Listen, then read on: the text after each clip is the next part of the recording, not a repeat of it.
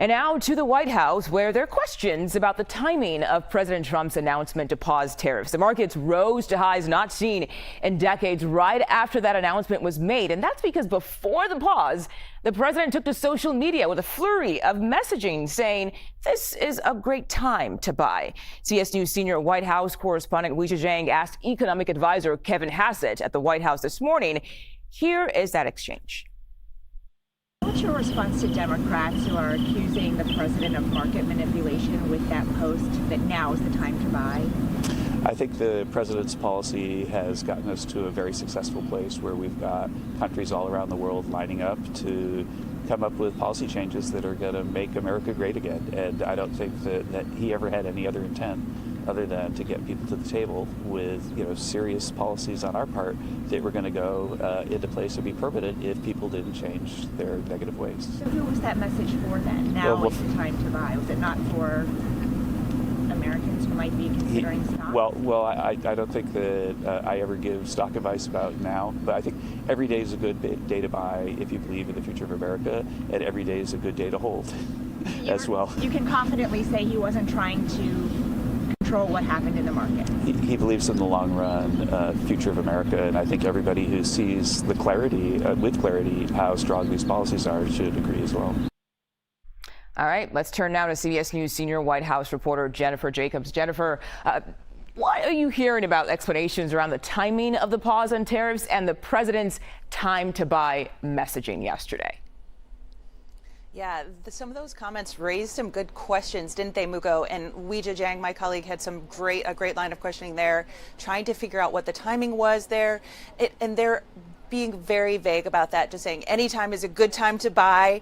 But those people close to Trump have been pressuring him for the last few days, saying, listen, our companies are taking a hit, our bottom lines are taking a hit. You've had Republicans who have been reaching out to the president individually and in groups. You've had business executives saying, listen to us, please. We are really taking a hit here. And the president listens to those people. He wants to stick with his tariff strategy, but those are in the back of his mind. So when the president says now is a good time to buy, those people who did buy were able to get a little bit of lift. If anyone did listen to him, there was a big surge in the markets, and that actually did help people.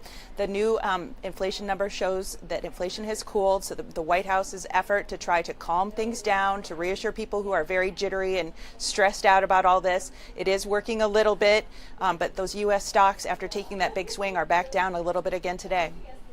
And I want to ask you about all those other countries who are still facing that 10% tariff. What are you hearing about negotiations with the United States?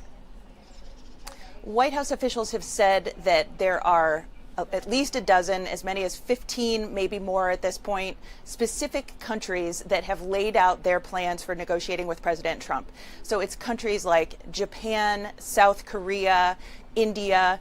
Canada is apparently now going to negotiate with President Trump, but after their elections at the end of April, they want to redo some economic and security arrangements. At least they're projecting that.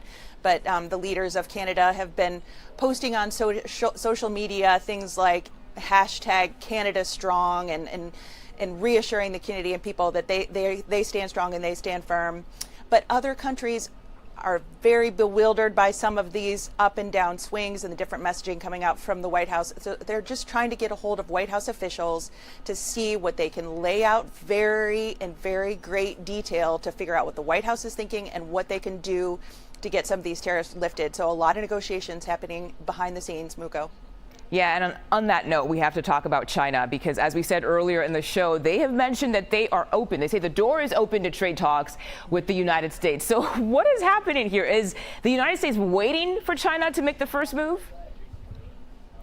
I think President Trump hopes that China makes the first move.